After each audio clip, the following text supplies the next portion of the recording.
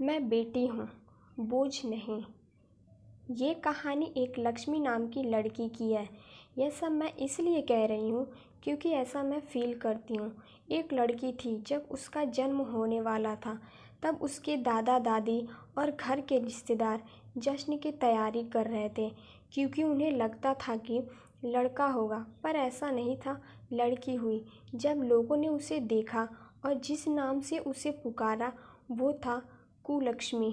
अब सगुनी नाम सुनने में अजीब लग रहा है ना, लेकिन वो लड़की मुस्कुरा रही थी अपना नया नाम सुनकर।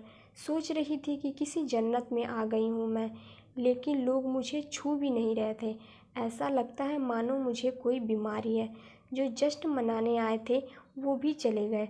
मुझे लोग मारना चाह रहे थे, सोच रहे थे लड़की हूँ और बदनामी के सिवा दे भी क्या सकती हूँ।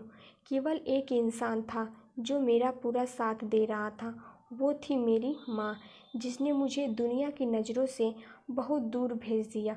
दुनिया की नज़रों में तो मैं मर चुकी थी, लेकिन मैं तो अनाथालय में थी। मेरा भरा पूरा परिवार था, लेकिन फिर भी मैं अनाथालय में थी। कितना अजीब है ना। ऐसा कोई दिन नहीं जाता था जब मेरी माँ मुझसे मिलने न आती हो और मुझे दूध ना पिलाती हो। मेरी पूरी देख रेख करती थी मेरी माँ, और परिवार वालों से झूठ बोलती थी कि मैं अपने सहेली से मिलने जा रही हूँ। हर रोज़ माँ नए बहाने बनाती थी। एक दिन मुझे तेज़ बुखार हो गया और उस दिन माँ पूरे दिन मेरे साथ रही और मुझे सुलाकर वापस घर आई।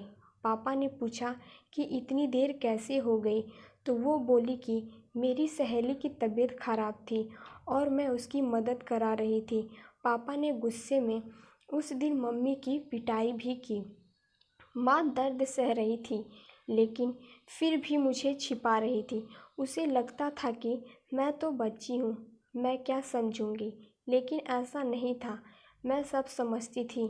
मैंने भी सोच लिया कि सब जान कर रहूँगी। मैं मैडम के पास गई और बहुत रिक्वेस्ट करने पर उन्होंने मुझे सब कुछ बता दिया। यह सब सुनकर मुझे बहुत गुस्सा आया। मैंने तभी सोच लिया कि कुछ अलग करके दिखाना है। कुछ बड़ी हुई तो मैंने बॉक्सिंग क्लब ज्वाइन कर लिया। जब 18 साल की हुई तो मुझे स्टेट चैम्पियन का खिताब मिला। 2 महीने बाद मेरा मैच एक पाकिस्तानी लड़की के साथ था। जब मीडिया मेरा इंटरव्यू लेने आई तो मेरी माँ का फ़ोन आया और वह बेचारी बोली कि अपने परिवार की बुराई मत करना। मुझे तो हंसी आ रही थी कि मेरी माँ आज भी अपने परिवार को बचा रही थी। मैंने इंटरव्यू दिया और पूरी जनता ने टीवी पर वो इंटरव्यू सुना। शाम को माँ ने बताया कि टीवी देखते हुए पापा बोल रहे थे कि वाह क्या लड़की है, कितना नाम रोशन कर रही है अपने माता पिता और परिवार का। वो लोग तो मुझे छोड़कर चले गए थे, यह कहकर कि मैं कुलक्ष्मी हूँ।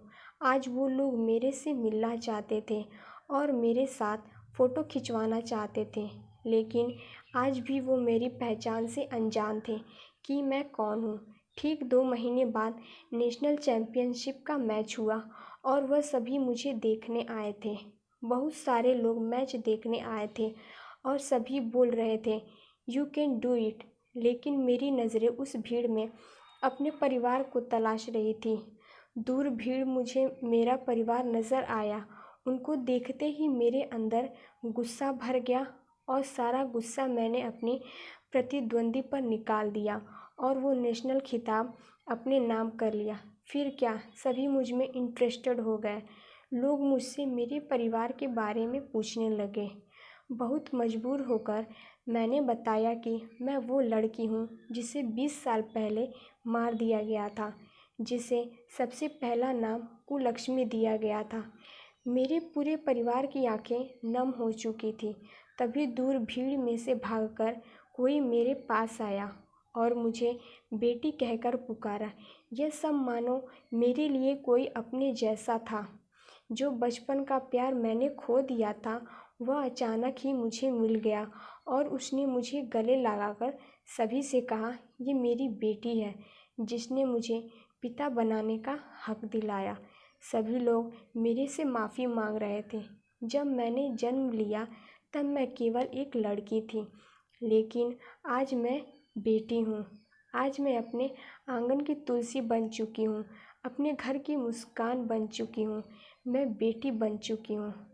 यह कहानी थी मुझ कुलक्ष्मी की, जिसने मुझे अपने घर की लक्ष्मी बनाया, और मेरी माँ इस कहानी की सबसे महत्वपूर्ण पात्र थी।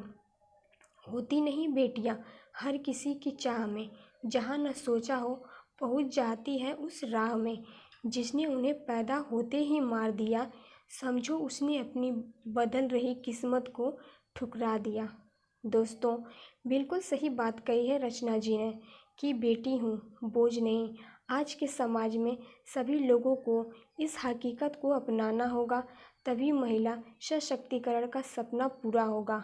आपको ये कहानी कैसी लगी और आप इसके बारे में क्या कहना चाहते हैं, ये सब बताने के लिए आप नीचे लगे कमेंट बॉक्स में जाइए और अपना कमेंट लिखकर हमें भेज दीजिए।